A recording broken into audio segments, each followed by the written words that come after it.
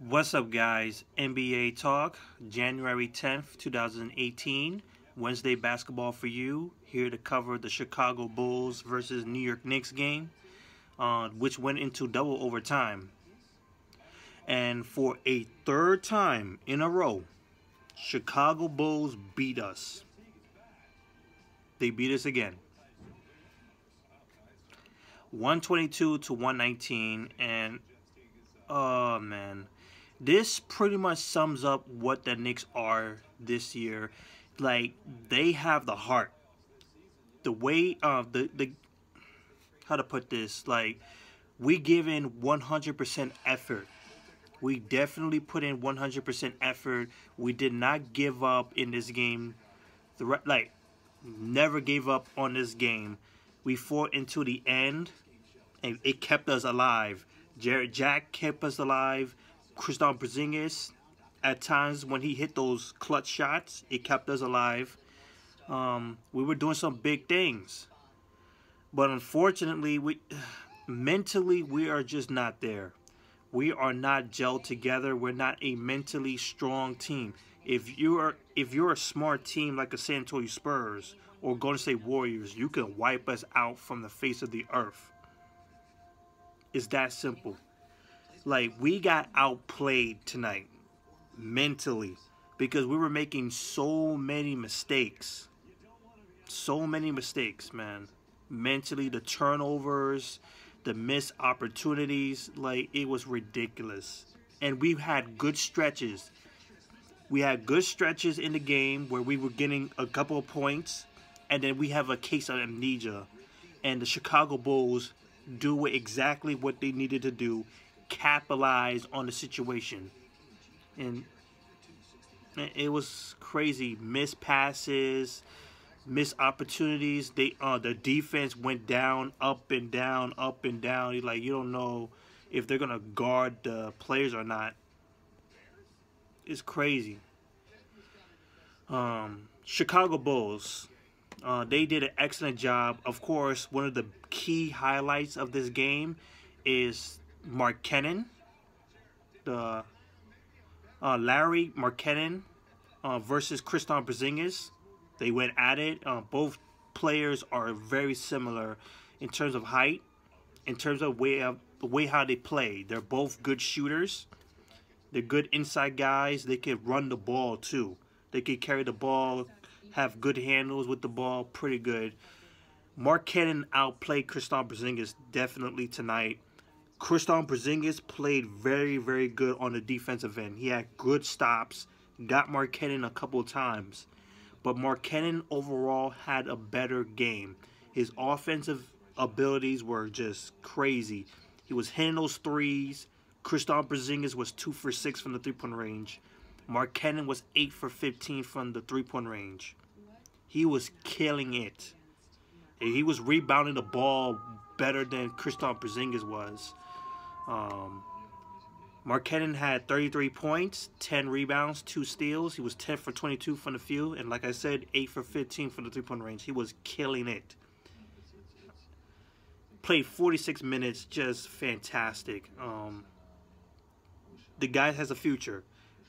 And the way how the Bulls team's looking with Kris Dunn, Denzel, Valentine, and they're still missing Zach LaVine.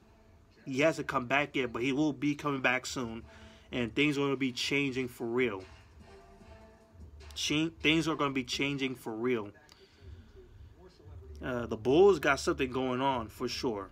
They got something going on. They got a young core ready to change the game already. And they're competing with the best of them. They don't have the best record for sure. They're 15 and 27 now. But it looks like they're going to be up and going from here on out. They're going to be like the Celtics. They're going to be the New York Knicks, the Philadelphia 76ers coming up while other teams come down for sure. Because this team is just doing good. Even though they're losing more than they're winning. But the way how they're playing is just fantastic. And we lost to them 3 times now. So basically they won the regular season series. Denzel Valentine, 20 points, 9 rebounds, 4 assists. He was 8 for 14 from the field, 4 3-pointers tonight. Rob Lopez, 20 points, 7 rebounds, 2 assists, 2 block shots. Kris Dunn didn't have the best night because he was just trying to get into the paint. Always trying to get into the paint. And I still don't understand how the New York Knicks could not figure that out. He was 1 for 3 from the 3-point range, but he took a lot of shots inside the paint. He went straight into the paint, drived in. They could not figure that out until... Like, he was missing opportunities, basically. He was 4 for 18, which maybe you could say they were playing some good defense on him. But there were times when he made it. It was like, how can you not know? Like, he's going into the paint. He wants to get into the paint. He can't shoot. Force him to shoot the ball. Holiday, 16 points, 9 rebounds, 2 assists. And then off the bench, you got Nwamba with 13 points, 5 rebounds tonight. 45% from the field. 15 3-pointers out of 33. 45% for the 3-point range. That was a killer for us. For our New York Knicks, they were killing us from the 3-point range. And you look at Kris Dunn, he was 1 for 3, but you looking at Valentine, you're looking at Markkanen, pretty much carrying the 3-point shooting.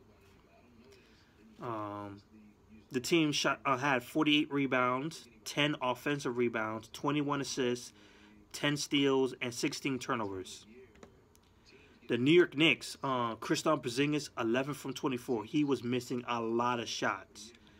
2 for 6 from the 3-point range. He made one good clutch 3-pointer. That was great for us. He got that dunk that got us into overtime again. 24 points, 6 rebounds, 4 block shots. He was playing excellent on defense. He was getting some good stops, get some charges, stopping players, even the guard play. He was doing some good guard play. But his offensive game is just shot. Like, they figured him out. He usually on the key. He usually playing high post, right near the perimeter, and they just double team him. The head coach needs to talk to him and try to figure out a way to help him score. Maybe do something down low. Like, try something down low. Get him to score down low. Instead of doing pick and rolls at the high.